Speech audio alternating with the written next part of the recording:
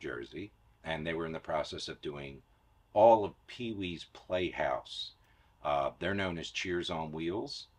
Uh, Wonderful couple, and they were basically going to be trying to meet Paul Rubens, who was appearing at that Monster Mania. So he was creating all this stuff during lunch at work, finishing some things, and I got really, really fascinated with what he was doing. And I even helped a little bit. So then he told me where they were going, and I said, well, I'll have to come and support you guys. So that was in March, and I went, and they needed some help. And I had not been to a con since I was a kid, and back then they were just comic books. It was comic book convention, literally. But I became so fascinated and was so enthralled with how much fun it actually was. When I left, I said to Rose, who is my wife, that I really would like to do a cosplay. And she said, well, what would you do? And I said, well, there's only one cosplay I would do because I'm a huge Batman fan ever since I was a kid. But I knew that I didn't want to do one that everybody had seen before. So I decided, since I really loved the industrial era of the late 1800s, that I would come up with a concept. And the concept ended up becoming Steampunk'd Batman. I started actually, I actually started making my volume 1 version on March 14th of 2018. And the reason why I remember is that's the day that I went to Play It Again Sports to buy some things that I could alter to turn into the cosplay.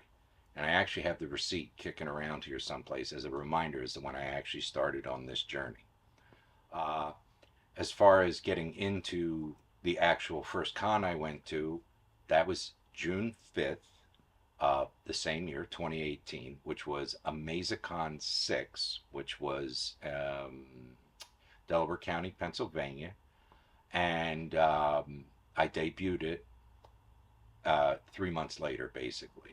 Made a lot of errors, discovered a lot of things that could possibly go wrong. Velcro and glue do not necessarily work really well in 90-degree weather. So that's when I started learning how to do some upgrades, which I did quite a few on here as far as buckle straps and everything. That's when I started learning how to do leather work. But my first version, well, I can say that I was basically inspired by Bartholomew and Jen Makasiep. They are very good friends of mine, and they really gave me the thrill to try doing this. There are no wrong ideas. There are a lot of people out there who, there's a lot of haters. I myself have gone through it with the different incarnations. I have come up with this particular version, and there's another version over my left shoulder here. This is volume 1. That's volume 2. But what I have to say is there's no real wrong idea. Don't be afraid to try something different. Don't be afraid to make mistakes.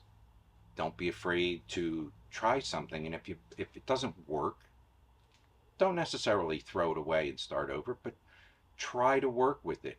If for some reason it doesn't work, you can start again. You don't have to spend $1 million to create a costume.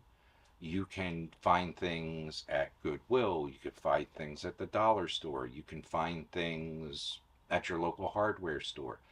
You can go to, unfortunately, there are certain places that no longer exist as far as sewing is concerned, but there are places where you can still get fabrics at a reasonable price. Don't be afraid to experiment. Don't be afraid to take your idea to a different level. Don't be afraid to try new things. It's okay. Cosplay is supposed to be fun. Yes, a lot of people have been able to turn it into a profession. Some people are getting paid to appear. But if you just want to get into it to experience going to an event or experience people saying, how did you do that? How did you make that? What were you inspired by? Don't be afraid to actually go into your imagination and come up with something that's totally new, that's something that nobody has seen before, something that may not make a lot of people happy as far as, oh, well, that's not what that character's supposed to look like. Here's the thing. Does it make you happy? Does it make you feel good? Because the funny thing is a lot of people will be interested in how you came up with the idea. They might not necessarily agree with it, but they may really like it deep down, especially after you explain to them how you came up with the idea. You know, like I said, I've had some people make some not so pleasant comments, but if I was to put a number on it, for every 1,000 people who've said, I love what you came up with, I've had one person say, oh, that's terrible. So I think for every one person, I get 1,000 different people saying I really like what I did. I think I'll go with those odds. So again, don't be afraid to be creative.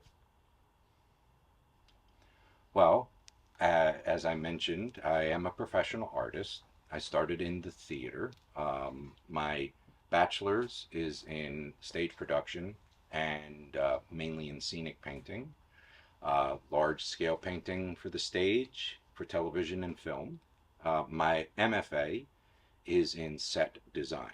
And some of my highlights of my professional career, early professional career, is the fact that I became a scenic charge. That's the person who's in charge of a paint department.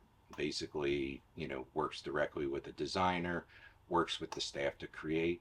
I actually became a scenic charge within 2 years after graduating, which I was told at the time was pretty much unheard of. Usually, most people had to be scenic artists for several years before they get the opportunity to become a scenic charge.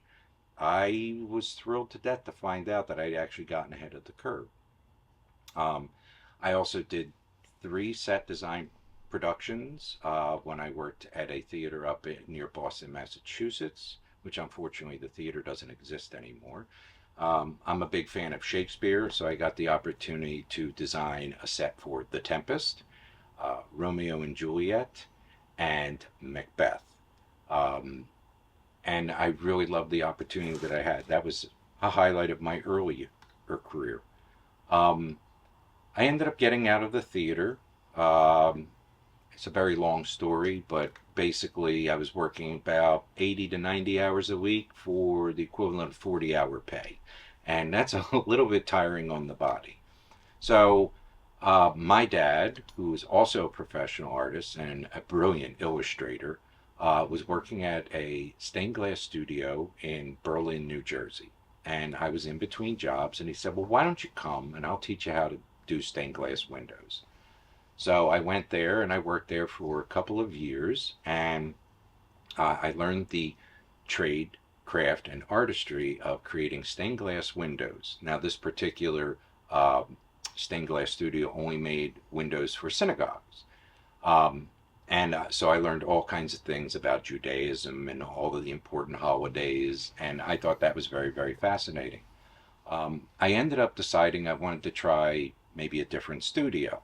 So I ended up getting employment at a studio in Philadelphia, Pennsylvania, and they only do Christian churches, mostly Catholic churches. So now I have both sides, so to speak, one on one shoulder, one on the other, as far as religious works are concerned. And in my time there, and I just celebrated my 22nd anniversary at this particular studio as of this past May 1st. But while I've been working there, I've had the opportunity to do some work for some of our veterans' homes. And this is one of my big, big highlights. I've worked for 2 different veterans' homes creating stained glass windows. The first one that we did, which was Del Val Vet's Home, I didn't actually do any of the design work for it, but I had the opportunity to paint 4 portraits of what's known as the 4 chaplains. These were 4 gentlemen from different religious sects who gave up their life vests to soldiers, and these 4 chaplains went down with the ship. So they were honored by this window with their 4 portraits. That was one highlight. The other one was Spring City Veterans Home. And that I had the opportunity to design an actual set of windows, again with the 4 chaplains, where I got to do not just the background, but the 4 portraits, but my employer, Joe Byer,